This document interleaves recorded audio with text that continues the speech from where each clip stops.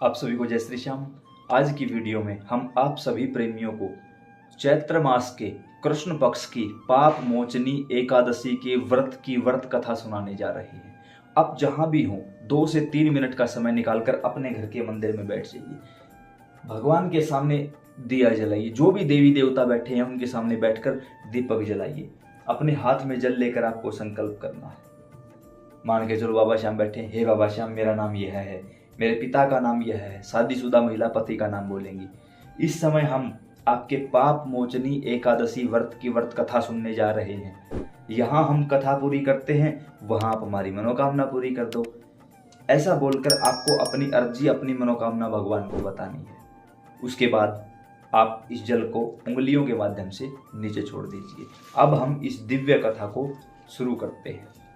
तो श्री युधिष्ठिर जी महाराज ने भगवान श्री कृष्ण से यही बात पूछी थी कि हे मधुसूदन, हमें आप चैत्र मास में आने वाली कृष्ण पक्ष की एकादशी के बारे में बताइए। तब नारायण के श्री मुख से उच्चारित हुई वाणी कि चैत्र मास के कृष्ण पक्ष की एकादशी को पाप मोचनी एकादशी अर्थात समस्त पापों का नाश करने वाली एकादशी कहा गया है। एक समय में कुबेर महाराज के यहाँ उनका एक उपवन था जिसका नाम चैत्ररथ था। बड़ा ही सुंदर उपवन था और उस उपवन में भगवान शिव के परम भक्त श्री मेधावी ऋषि तपस्या किया करते थे। इतने बड़े तपस्वी थे कि उनकी तपस्या के कारण इंद्र आदि देवताओं को कष्ट हो रहा था।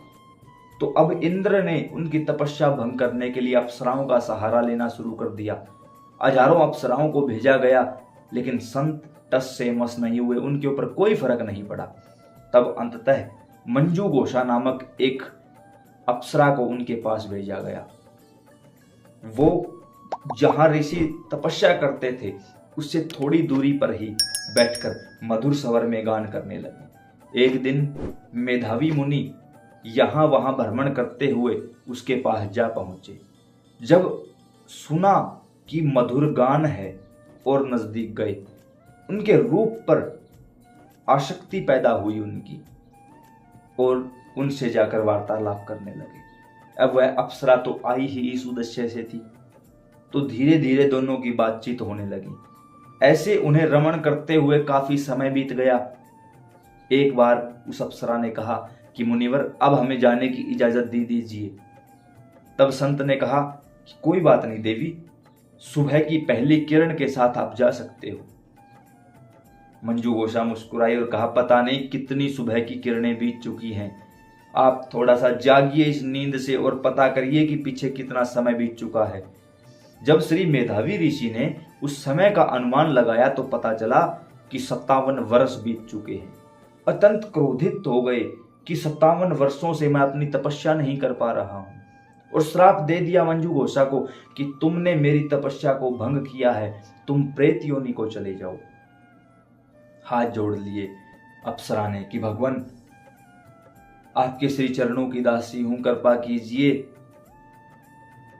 संत हृदय नवनीत समाना, संत एकदम शांत, और कहा कि आप चैत्र मास के कृष्ण पक्ष की पाप मोचनी एकादशी का विधि पूर्वक व्रत करो, प्रेत योनि से मुक्त होकर पुनः स्वर्ग चली जाओगी। और चल पड़े। चलते चलते पहुंचे अपने पिता च्यवन मुनि के आश्रम में। वहां जाके उन्होंने सारी घटना बताई।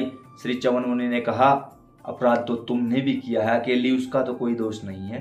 अपराध के भागीदार तो तुम भी हो, पाप तुम्हें भी लगा है, ऊपर से तुमने उसको श्राप देके ज्यादा पाप कमा लिया है। क्या करूं, तुम भी उसी की तरह पाप मोचनी एकादशी व्रत का ठीक ढंग से पालन करो और इस पाप से मुक्त हो जाओ। दोनों ने पाप मोचनी एकादशी का व्रत किया, जिसके परिणाम स्वरूप वो प्रेत योनि को प्राप्त हुई अप्सरा पुनः स्वर्ग में चली गई और श्री मेधावी ऋषि पूर्णतया पाप मुक्त होकर भगवान के भजन में लग गए। इस दिव्य कथा के परिणाम स्वरूप हम इतनी ही प्रार्थना करते हैं भगवान से कि जिन लोगों ने इसको कहा है, सुना है, या किसी प्रकार से अन्य लोगों को सुनाएंगे, उनके आज अभी इसी समय से पहले के समस्त पापों का भगवान नाश करके अपने श्री चरणों में उन सभी को अपना स्थान दे दे। यही प्रार्थना, यही विनती, यही अभिलाषा है। जय श्री राम।